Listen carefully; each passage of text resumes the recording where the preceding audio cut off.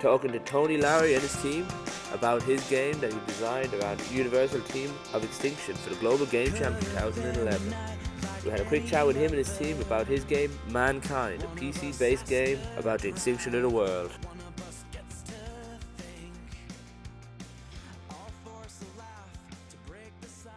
Mark Lynch, back at Globe Games Jam 2011 in Thurles in Tipperary Institute, Ireland. We're here going to have a quick chat with one of the other games designs. We're getting very, very close to the submission time for the game. We're going to have a chat with Tony, who is the brainchild behind the next game. Tony, can I have a quick word with you there, please? No problem. You had the brainchild of one of these games here. You've thought up the idea. Can you quickly tell me the name of the game, what it's about, and how you're getting on with it? Okay. Well, the game was called Mankind, and it was built on a sort of hybrid idea between myself and another guy in the team. It was sort of, we were given a theme of extinction for the game, and what we immediately thought of, I suppose, was an Armageddon scenario. And we both were working along similar lines, where we decided, well, instead of a conventional try to fight the Armageddon, try to escape to safety, that it was a hopeless situation, and that your character would play maybe a more devious role. So for Mankind, what we decided on was that the planet had been, as a backstory, had been invaded, and there was all hope was lost for humankind, all but one survivor. You play as the survivor, and rather than any hope of surviving this apocalypse, you just decide to wipe out the resources on Earth in an act of vengeance. I suppose is a more devious sort of role, as you would normally see in these kind of scenarios. And how's the program come along? What language are you using? How's it been implemented? Well, this was actually a tough. This was a tough part of the project for us. Most of the team are familiar with Java, so we decided we were going to go ahead with this language, and we chose a Java-based game engine. But this was maybe ill-conceived idea because we just decided to do this on the fly, as we thought would suit everyone, and we jumped into an engine we weren't actually comfortable with.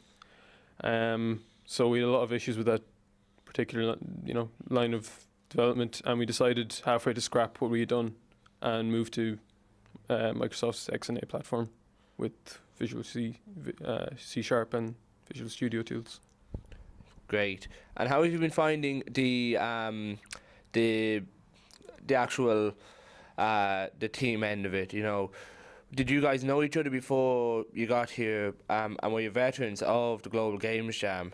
Yeah, well, most of the team has been through Global Game Jam before, and we did all know each other through college activities and here in TI, and I guess we knew each other. Is all I'm trying to say there. Yeah. I see your team are behind you. Do you want to give them a quick introduction then? Just tell me what each one of them do there. This is Dave Fogarty. He was a programmer, so he was helping out with the coding along with myself to build the game basically and integrate all of the other work we'd done. This is Dave. He was the artist for the game. He produced all the artwork in conjunction with Nick here. Right. So we had two artists and some programmers. Good balance, I thought, for produce a great result. Well, great. David, how did you find the programming? Was it how did you find the Microsoft XNA aspects of it? XNA, I liked it. Right, it's something new. Just get used to it, kind of. But I found it good now. It's just interesting. Good. And did you come across many problems? Say 5 o'clock in the morning. Yeah. Well, the XNA Studio 4.0 came out, and I wasn't aware of the changes then, and so there was certain problems like importing audio. I found that a problem, right, and sure you just had to do a bit of research and you'll find it out eventually. So the Microsoft Research Knowledge Library there is quite good. Is that where you pulled most of your knowledge from, was it? Yeah, well, the App Hub and that, they have everything. They have everything there. You get most of your answers from there. A quick personal question. How many hours sleep have you got in the last 48 hours? Very little. I say about an hour. About. So, and you've been just hard coding away down there. So yeah, and Dave, how did you find doing the art? Was it a challenge for you, or how did you find that? I found it enjoyable. It wasn't a new concept to me because I kind of had a crash course in Photoshop last year at the XNA Challenge at TI. So it was fun, but I was well within my comfort zone. And yourself, how many hours sleep did you get in these last 48 hours? I'd say it tallied to about 3. So I did very well in comparison to everybody else. You're a bit greedy there, not getting 3 hours on top of. And yourself, Nick, how did you find it? It was interesting because this is the first year I've done it, so it was nice, but it was interesting to learn all the new concepts and everything that involves in the games jam itself. So I did enjoy it. It was difficult in parts, but you get through it. And as a group, then, guys, how did you find? Have you learned a lot more now after this weekend? Will you be give me one thing each one of you'll take away. Dave. A lot of work goes into everything, into games. When games are released, there's certain parts in them that are missing. Yeah. And now you understand you can't fit everything you want into it, so you can only put in so much. It takes a lot of time and effort. So that's about it.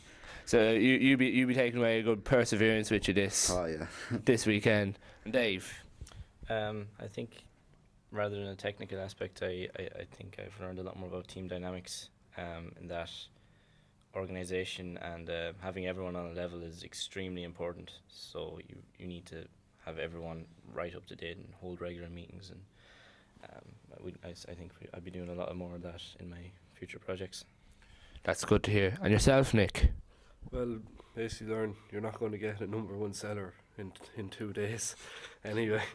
But also not to try to put too much into the game, as Dave said, and it is good to have your team all on the same level in conjunction with each other. It makes it a lot easier for everybody in the team. Good. And finally yourself, Tony? I'd say I'd agree with Dave Fogarty's comment as well about just making sure that you include just what you really need to get into the game. Make sure you give the best possible experience for the time that you put it into the game, and just to prioritize carefully what you want. I also think it's important just to have experience with tools you like and you're familiar with and that you enjoy using. So within reason, you have to care to everyone on your team and try and find tools that everyone is comfortable with. But I think it's important to agree on something quickly that everyone can use and you can get good results with as soon as possible. So. Well, that's good, guys. I know you're very busy at the moment trying to get it submitted, so I'll let you go. Look, good luck and have a great day. Thanks very much.